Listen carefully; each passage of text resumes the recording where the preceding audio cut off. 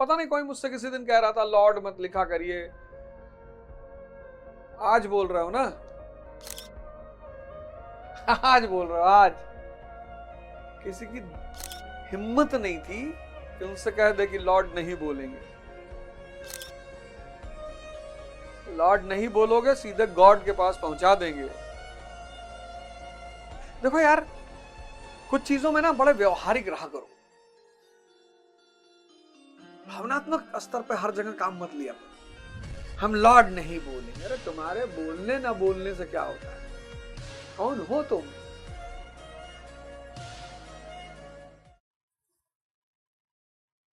जय हिंद फ्रेंड्स। भारत महान था जब तक्षशिला और नालंदा जैसी यूनिवर्सिटियां थी हमारे यहां। चाणक्य जैसे एल्यूमिनाई निकलते थे तक्षशिला से। कोई भी परिवार, कोई भी समाज, कोई भी राष्ट्र तब तक शक्तिशाली नहीं हो सकता जब तक उसकी शिक्षा अच्छी नहीं होगी।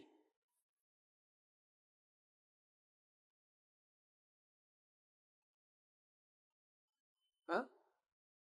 तो इस पे आगे चर्चा करते रहेंगे। तो अब फाइनेंशियल डिसेंट्रलाइजेशन किसने शुरू किया?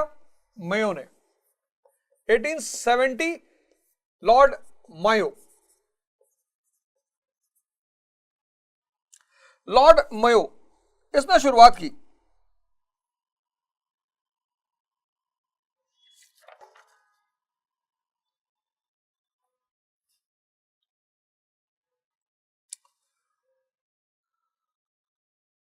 क्या शुरुआत की कि प्रोविंशियल गवर्नमेंट्स को, प्रांतीय सरकारों को,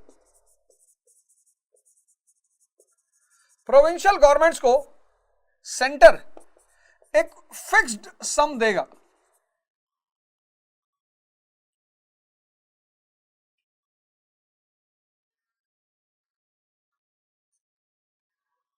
लॉर्ड मायो ने फाइनेंशियल डिसेंट्रलाइजेशन की शुरुआत की कि सेंटर प्रांतीय सरकारों को एक फिक्स्ड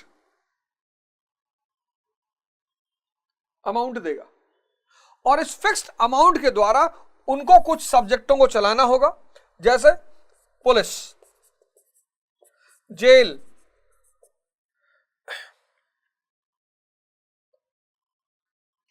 एजुकेशन, मेडिकल सर्विसेज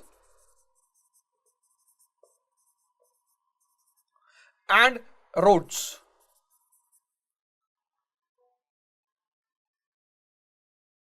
यहीं से फाइनेंशियल वित्तीय विकेंद्रीकरण की शुरुआत हुई। लॉर्ड मायो ने कहा कि सेंटर जो है हर प्रांतीय सरकार को एक फिक्स्ड अमाउंट देगा और इस फिक्स्ड अमाउंट से आप पुलिस, जेल, एजुकेशन, मेडिकल और रोड, ये सारी जिम्मेदारी अब आप अपनी मर्जी से चलाओ। ये सारी चीजें आप अपनी मर्जी से चलाओ। Run at your own will.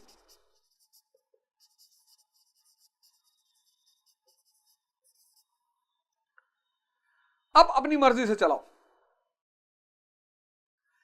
इसी फाइनेंशियल विकेंद्रीकरण में जो अगला कदम लिखा वो लिया लिट्टन ने 1877। Lord Lytton. पता नहीं कोई मुझसे किसी दिन कह रहा था लॉर्ड मत लिखा करिए, आज बोल रहे हो ना, आज बोल रहे हो। आज किसी की हिम्मत नहीं थी कि उनसे कह दे कि लॉर्ड नहीं बोलेंगे। लॉर्ड नहीं बोलोगे सीधे गॉड के पास पहुंचा देंगे। देखो यार, कुछ चीजों में ना बड़े व्यवहारिक रहा करो, भावनात्मक स्तर पे हर जगह काम मत लिया करो।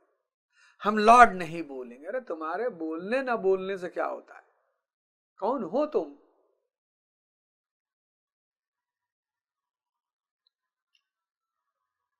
तो अब लिट्टन ने क्या किया कि जो मेयो की पॉलिसी थी उसको एनलार्ज किया, विस्तार। मेयो की पॉलिसी का विस्तार कैसे?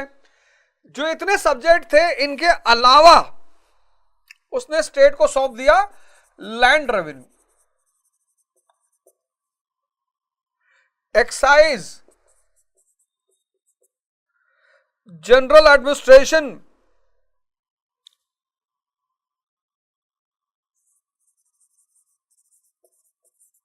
लॉ एंड जस्टिस, कहा इन सबके साथ साथ इसको भी चलाओ। लैंड रेवेन्यू भी तुम्हारी जिम्मेदारी, एक्साइज तुम्हारी, general administration, law and justice सब तुम्हारा। और अगर एक्स्ट्रा पैसे की जरूरत पड़ती है, अतिरिक्त पैसे की जरूरत पड़ती है, अगर एडिशनल एक्सपेंडिचर की जरूरत पड़ती है,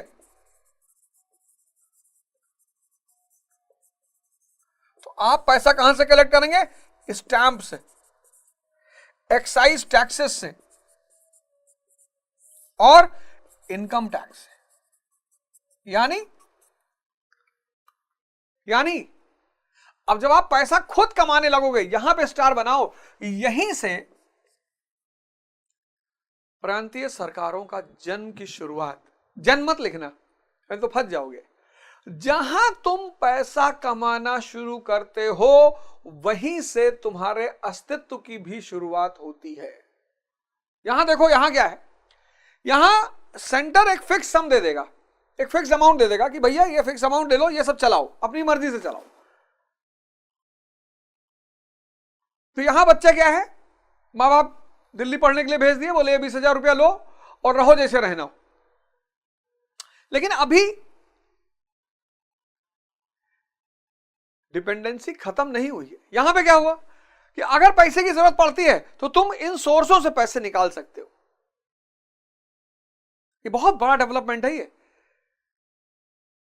भाई पापा तुमको पहले 20,000 रुपए भेजते थे कि इसमें पढ़ रहो, मुखर्जी नगर में पढ़ो लिखो, अपना काम करो, और फिर तुमने यहां पार्ट टाइम जॉब कर लिया, 20,000 वहां से भी आने लगा।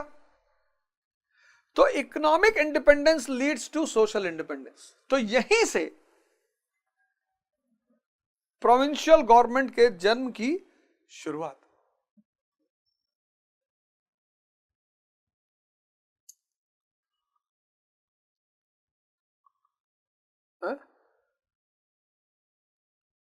ठीक, लेकिन इस फील्ड में सबसे क्रांतिकारी काम किया रिपन ने। 1882 रिपन,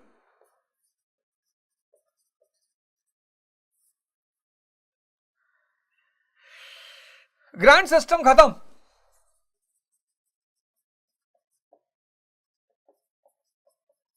बोला कोई ग्रांट सिस्टम नहीं, और टैक्सों को 3 पार्ट में बांट दिया, central taxes, provincial taxes and other taxes.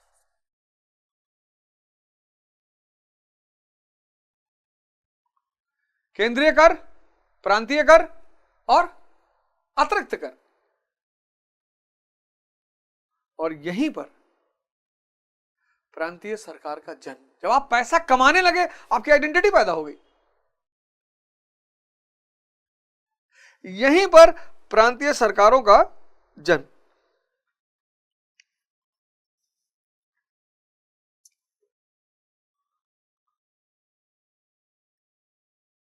तो यहां लड़के को क्या है, 20,000 रुपया मिल रहा पापा से खर्चा करने के लिए, कि 20,000 रुपया महीना लो, खर्चा करो बस, इससे ज्यादा नहीं।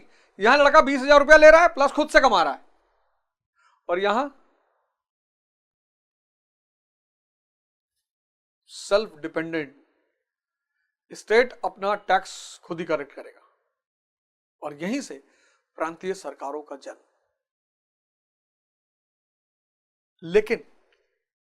लेकिन ऐसा नहीं था कि प्रोविंशियल ऑटोनॉमी,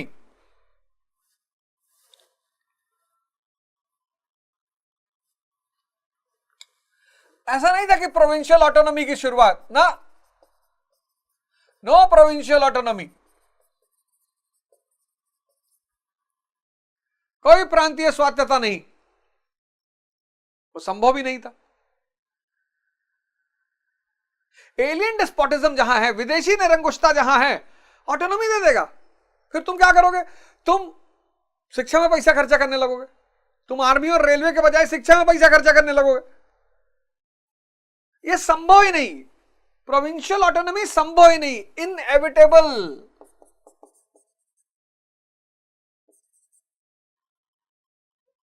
इम्पॉसिबल। क्यों?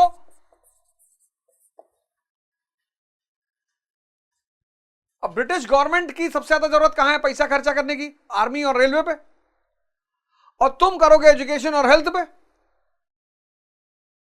जहां भी एलियन डिस्पोटिज्म होगा, जहां भी कॉलोनियलिज्म होगा, उपनिवेशीकरण,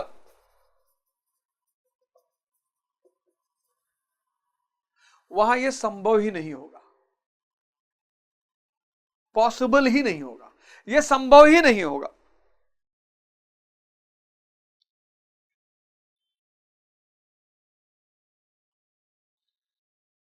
क्योंकि दोनों, central government plus provincial government, subordinated to home? British government via secretary of state. Secretary of state. तो केंद्रीय प्रशासन, प्रांतीय प्रशासन। क्लियर हो गया? कल सुबह 5 बजे हमारी आपकी मुलाकात होगी। जय हिंद, जय भारत।